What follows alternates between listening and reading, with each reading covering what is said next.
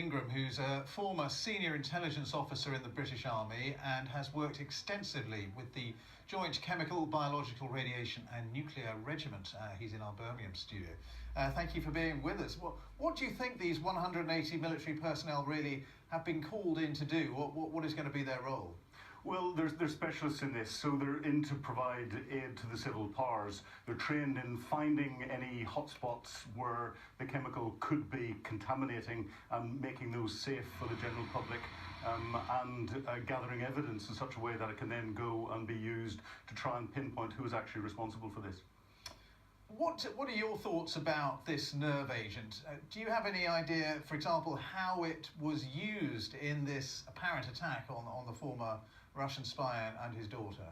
There's so many ways it could be used. The classic was the same way that Kim Jong-un's half-brother Kim Jong-nam was assassinated in Kuala Lumpur airport last year, where a contaminated wipe was put across his face by two women in the airport. It can be administered that easily. So you only need a very tiny amount on the skin, is that right? Oh, very, very tiny amounts. And the government was very quick to come out and say this is a nerve agent. They've said it's a very rare nerve agent, which would suggest it's there's not that many groups that are there. There are some thickened agents that are safer for assassins to use, but are very, very potent, and a very small amount on the skin would be more than enough to cause the symptoms that we've seen. And is it your view that a nerve agent like this can only be produced by a country's military apparatus, or could it be, for example, some sort of mafia organisation?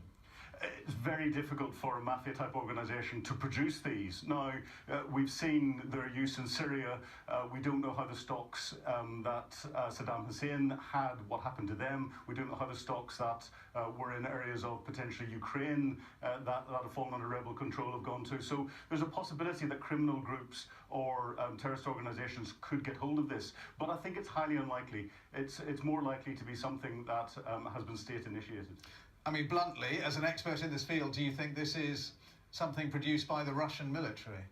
I think all the evidence at the moment, if I was making a formal assessment, would point to that direction.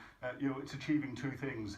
It's allowing President Putin, if he's ordered it, to make a very clear statement to his enemies, saying that he can go out and do something willy-nilly where he wants to, and in a very public way. And it's putting a very clear statement out to the West in the way he's done with the deployment of his military forces through the English Channel, flying aircraft at the UK, and what he's done in Syria, and his refusal to accept United Nations Security Council resolutions.